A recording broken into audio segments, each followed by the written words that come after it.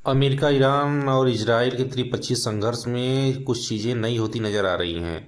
जहां इजराइल के द्वारा इतने तगड़े हमले करने के बाद भी ईरान सरेंडर नहीं कर रहा है, अमेरिका के बहुत प्रयास के बाद भी ईरान सरेंडर नहीं कर रहा है। वहीं ईरान ने अपनी 4,000 किलोमीटर लंबी दूरी क्षमता तक मार करने वाली मिसाइल का जखीरा जो है कि डियागो गार्सिया, जो कि अमेरिका का सैन्य बेस है हिंद महासागर में, उस पर दाग दिया। इस सूत्रों से यह पता चला कि दो मिसाइल दागी गई, जिसमें एक मिसाइल तो लक्ष्य तक नहीं पहुंची, दूसरी पहुंची लक्ष्य तक लेकिन उसके इंटरसेप्ट कर लिया गया है। इस प्रकार की घटनाएं इजराइल के द्वारा या ईरान के द्वारा की जा रही हैं। फिर एक नई सूचना यह पता चला कि F-35 जो अमेरिका का सबसे बेस्ट लड़ाकू विमान है, उसको ईरान ने टारगेट किया है और उसको मार के गिरा दिया है। F-35 के क्रैश होने की भी बातें समय आ रही हैं। ये ईरान का दावा है, लेकिन अमेरिका इस बात को कह रहा है कि उसमें कुछ खराबी आ गई थी, उसने सेफली लैंड कर लिया है।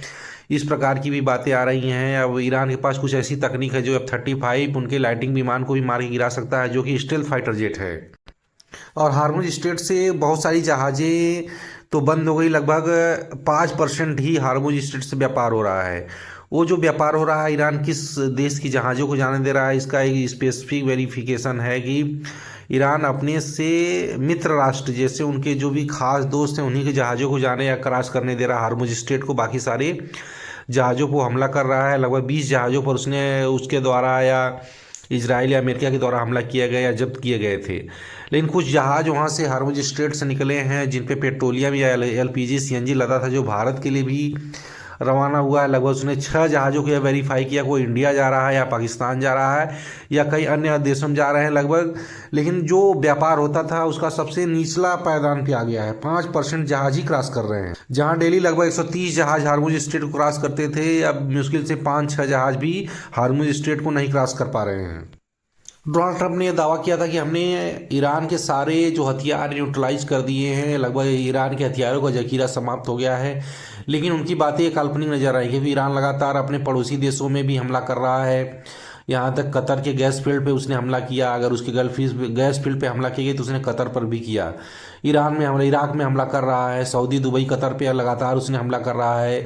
अबू धाबी पे हमला कर रहा है, दुबई में हमला कर रहा है। इस प्रकार की घटनाएं लगातार हो रही है। उसके जो ड्रोन है, कामिकाजी ड्रोन का प्रयोग कर रहा है, बैलिस्टिक मिसाइल का लगातार प्रयोग कर रहा है।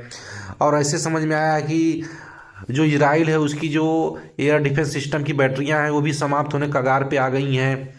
यहाँ तक कि जो फ्रांस का राफेल विमान है वो अपनी मीका मिसाइल का प्रयोग करता है इंटरसेप्ट करने के लिए ड्रोन को। उसकी मीका मिसाइलों की शॉर्टेज आ गई है, इसलिए एयरफोर्स की ईरान पे भी फ्रांस के एयरफोर्स पे ही खतरा उत्पन्न हो गया कि उसकी मीका मिसाइलें समाप्त हो गई हैं इंटरसेप्ट जो कर रहा था ड्रोन को।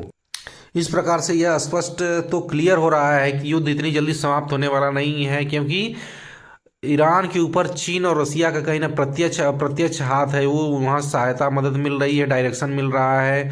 और यहाँ तक कि जो भी टारगेट करना है उसके सिग्नल और जो भी नेविगेशन सिस्टम है जो ईरान यूज कर रहा है वो टोटल रूस या चाइना की मदद से ही वो टारगेट को हिट कर रहा है।